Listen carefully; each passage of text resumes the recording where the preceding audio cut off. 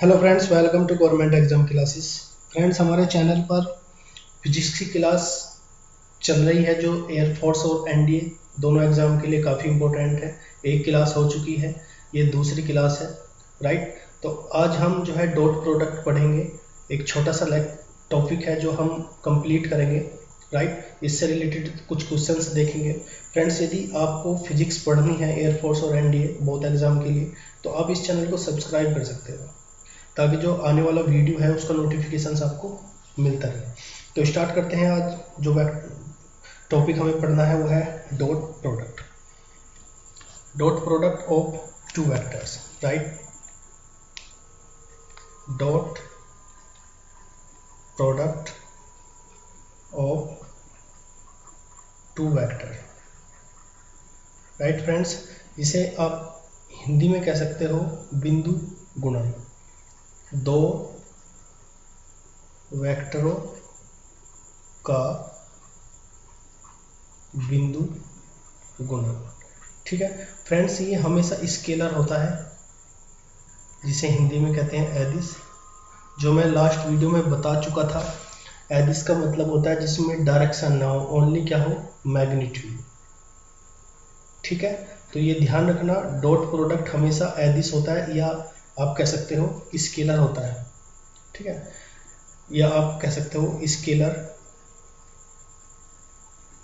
Product of two vector, right friends. तो A vector आपके पास दो वेक्टर है ए और बी, ठीक है।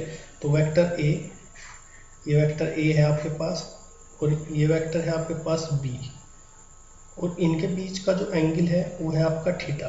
तो ए डॉट बी जो होगा ए का मैग्नीट्यूड, बी का मैग्नीट्यूड और कोस थीटा, ठीक है। तो जो डॉट प्रोडक्ट होता है वो ए का मैग्नीट्यूड, बी का मैग्नीट्यूड कोस थीटा के बराबर होता है। ये आपको ध्यान रखना है। अच्छा, बी कोस थीटा क्या है यहाँ पर, यदि मैं आपसे पूछूं फ्रेंड्स। बी कोस थीटा जो है कंपोनेंट है बी का in the direction of the A, right. यहाँ ए की डायरेक्शन में बी का जो कंपोनेंट होगा वो बी कोस थीटा होगा। तो ये कंपोनेंट है ए की डायरेक्शन में बी का, ठीक है। ये बी साइन थीटा हुआ यहाँ पर। तो इससे रिलेटेड कुछ कंडीशंस है जो आपको, रूल्स है जो आपको पता होने चाहिए, क्योंकि वे डायरेक्ट एग्जाम में पूछे जा सकते हैं। फर्स्ट है आपका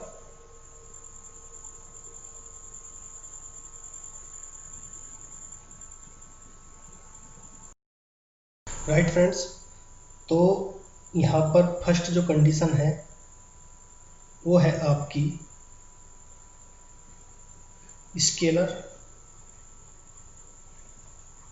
product is cumulative, right. Cumulative का हिंदी में मतलब होता है क्रम विनिमय। क्या होता है, क्रम विनिमय, राइट। मतलब आपका जो स्केलर गुणनफल होता है, स्केलर गुणनफल क्रम विनिमय होता है, ठीक है।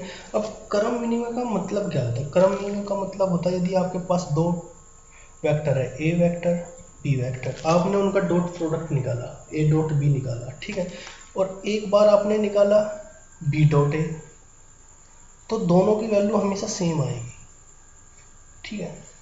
दोनों की वैल्यू हमेशा क्या आएगी, सेम आएगी। यदि आपने ए डॉट बी निकाला या बी डॉट ए निकाला तो बोथ आर सेम, राइट। अब यहाँ से एग्जाम में कैसे पूछा जा सकता है, ये आपको ऑप्शंस में दे देगा कि A dot B is equal to B dot A.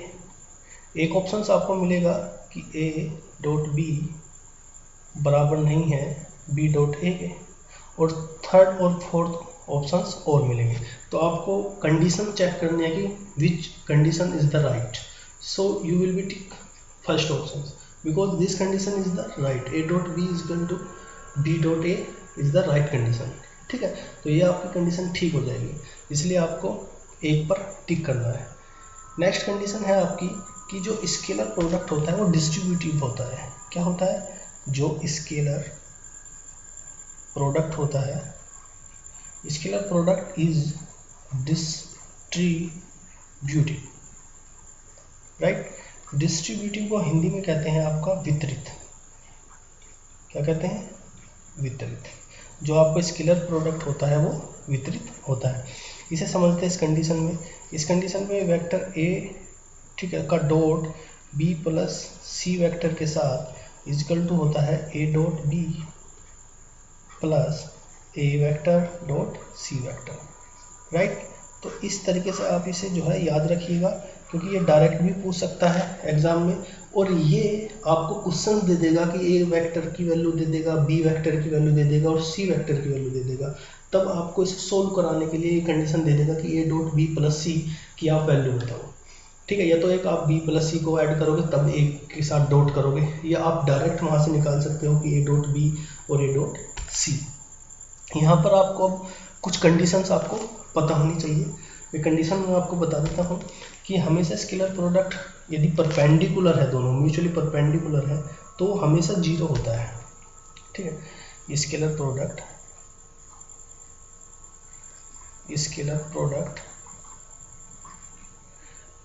Of two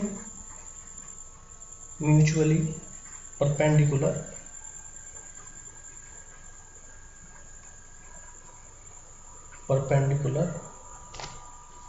vector is zero. या हिंदी में आप कह सकते हो दो परस्पर लंबवत, दो परस्पर, परपेंडिकुलर को हिंदी में कहते हैं लंबवत, राइट। दो परस्पर लंबवत वेक्टरों का जो स्केलर गुणनफल होता है वो हमेशा क्या होता है?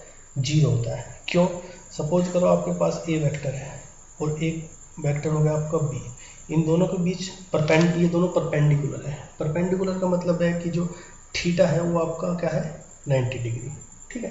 तो जब आप ए डॉट बी प्रोडक्ट निकालोगे तो ए का मैग्नीट्यूड, बी का मैग्नीट्यूड cos 90, और cos 90 की वैल्यू हमेशा क्या होती है? जीरो होती है। तो vector A dot vector B हमेशा क्या हो जाएगा? जीरो हो जाएगा if they are perpendicular, right. Next condition, एक और कंडीशन हम देखते हैं। नेक्स्ट कंडीशन है यदि scalar product are perpendicular, sorry यदि वे पैरेलल है, ठीक है। Scalar product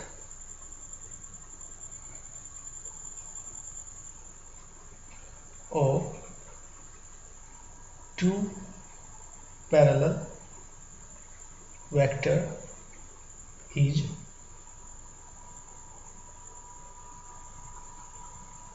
equal to product of their magnitude।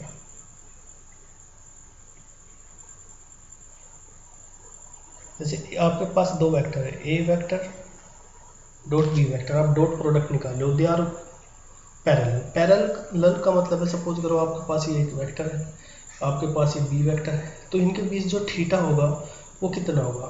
0 degree.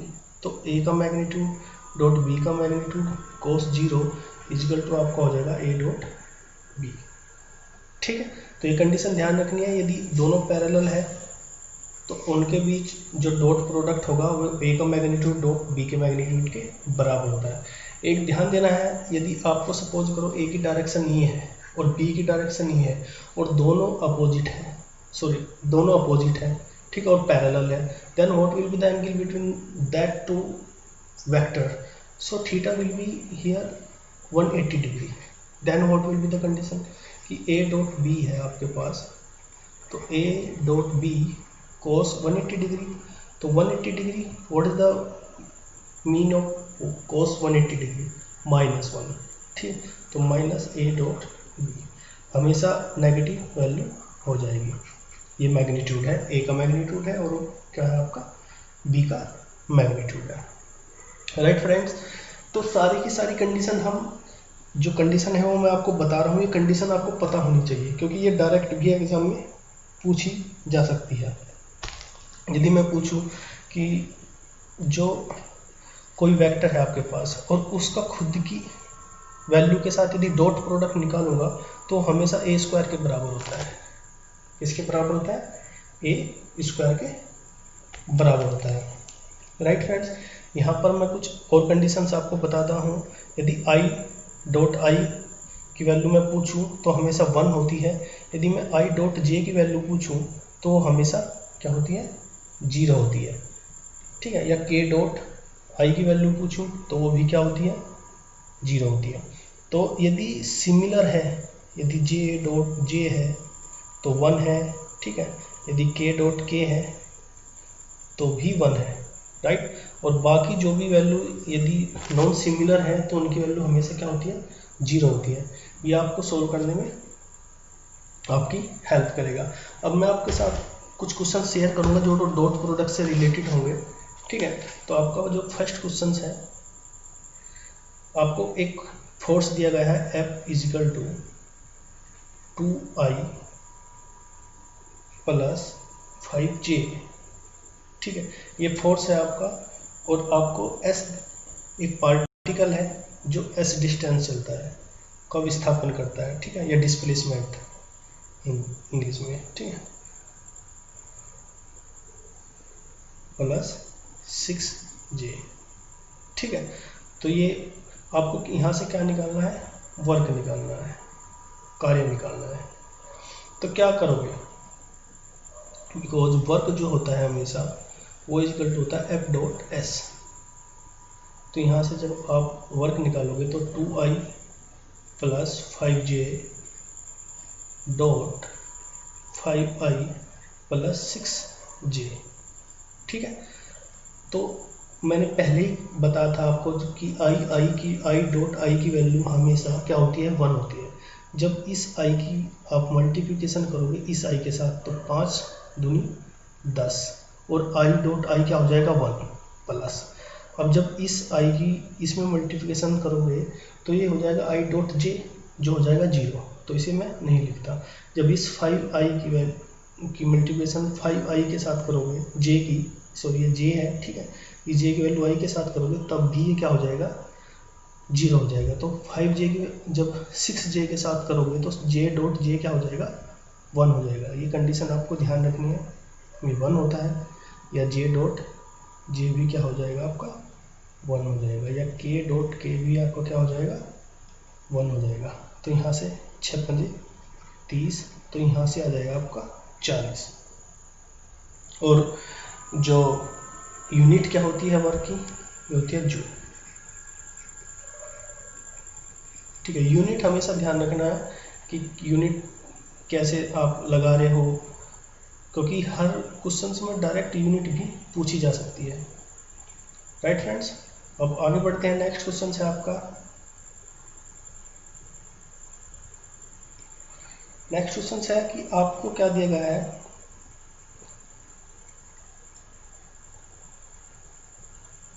One minute, आपको वैल्यू दी गई है कि यदि a प्लस बी का magnitude is equal to a minus B का मैग्नीट्यूड है तो आपको a व b के बीच का कोण बताना है। का कोण बताइए। राइट फ्रेंड्स, ऑप्शन दिए गए हैं आपको 0 डिग्री, बी ऑप्शन है आपके पास π/2, सी ऑप्शन है आपके पास π/3 और डी ऑप्शन है आपके पास पाई। तो आपको आंसर बताना है। राइट फ्रेंड्स, तो इसे सोल्व करेंगे। a plus B, if a plus B का magnitude is equal to a minus B का magnitude, then what is the angle between a and b? Options is given is 0 degree, π/2, π/3 and 5. So we will be calculate, दोनों side का आप square करोगे, a plus B का square is equal to a minus B magnitude का square.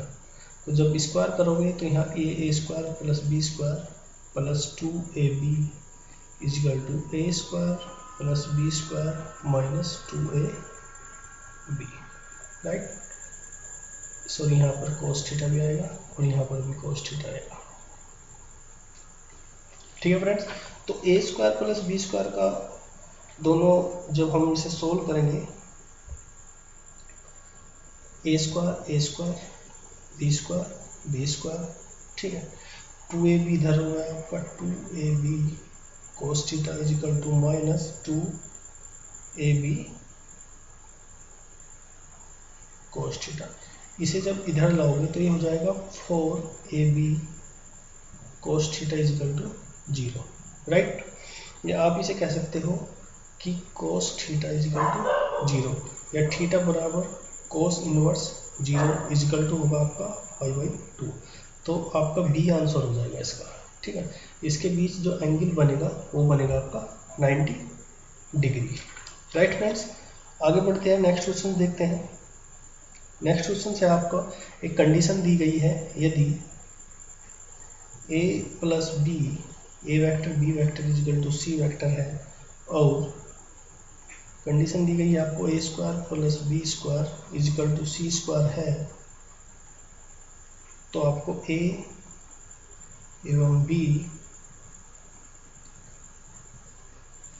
के बीच का कोण बताना है, ठीक है। आपको ऑप्शन दिए गए हैं 0 degree, 2π/3 degree, π/2 and 5, right friends. तो इसे सोल्व करना है आपको।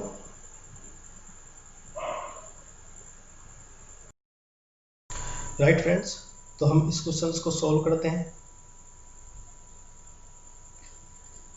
आपको कंडीशन दी गई है c is equal to A vector plus B vector, आप दोनों तरफ का स्क्वायर कर दो, तो C square is equal to A square plus B square plus 2ab cos theta, ठीक है। जब आप इसे इसका रिजल्टेंट निकालोगे, ठीक है, एक वेक्टर प्लस बी वेक्टर का, और यहाँ पर आपको कंडीशन दी गई है कि A square plus B square is equal to C square, मतलब सी स्क्वायर ए बराबर हो जाएगा आपका A square plus B square, तो यहाँ पर आप सी स्क्वायर रख सकते हो, ये कंडीशन, ठीक है।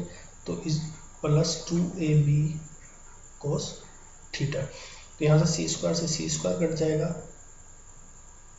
राइट। तो 1 is equal to 2ab cos theta, right friend. Sorry, यहाँ पे कट 0 आ जाएगा, ठीक है। जब इधर इसे लाएंगे आप सी स्क्वायर का तो ये 0 हो जाएगा, ठीक है। तो यहाँ से cos थीटा इजिकल टू हो जाएगा आपका 0। यहाँ से जब थीटा की वैल्यू निकालोगे तो थीटा की वैल्यू निकल कर आएगी आपकी π/2, जिसका आंसर हो जाएगा आपका सी। तो इस तरीके से हम इन क्वेश्चंस को कर सकते हैं, राइट फ्रेंड्स। अब बढ़ते हैं नेक्स्ट क्वेश्चंस पर। एक क्वेश्चन आपको दिया गया है, क्वेश्चन है आपका 3 व 5 परिमाण इफ 3 and 5 रिजल्टेंट, परिणाम वाले, इंग्लिश में भी मैं आपको बताऊंगा इसे, सदिशों के बीच का कोण क्या है, 60 डिग्री है, राइट। तो उनके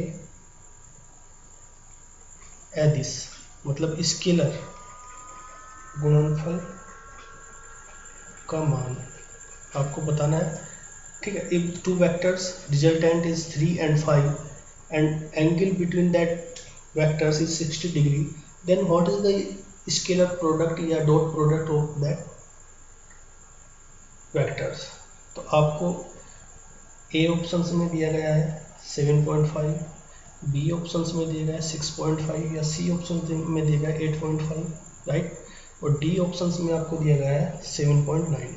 तो फ्रेंड्स, हम डायरेक्ट फॉर्मूला लगाएंगे कि जो cos थीटा होता है A vector dot B vector upon A का मैग्नीट्यूड और बी का मैग्नीट्यूड, जिसे कहते हैं परिमाण जो दिया गया है, ठीक है। और cos थीटा की वैल्यू कितनी है, तो cos 60 degree is equal to A dot B आपको निकालना है, डॉट प्रोडक्ट निकालना है दोनों का, ठीक है। और ए का मैग्नीट्यूड 3 × 5, ठीक है। तो cos 60 की जो वैल्यू होती है वो होती है 1/2। a डॉट बी 15, तो जब a डॉट बी की वैल्यू आप निकालोगे 15/2 इजिकल टू 7.5 आंसर, तो इसका ए आंसर हो जाएगा। ठीक है फ्रेंड्स, तो इस तरीके से आप जो है क्वेश्चंस को सोल्व कर सकते हो। कोई यदि आपको कॉन्सेप्ट पता है तो आपको क्वेश्चंस करने में कोई प्रॉब्लम नहीं होगी। यदि आप कॉन्सेप्ट नहीं जानते then will be a problem. ठीक है, लेकिन यदि आपको पता है, कॉन्सेप्ट पता है, तो आप क्वेश्चंस कर लोगे, आराम से करके क्वेश्चंस ले जाओगे, कोई प्रॉब्लम आपको नहीं होगी। एक छोटा सा क्वेश्चन है जो मैं आपको बताता हूँ कि यदि ए बी सी 3 वेक्टर आपको दिए गए हैं, ठीक है,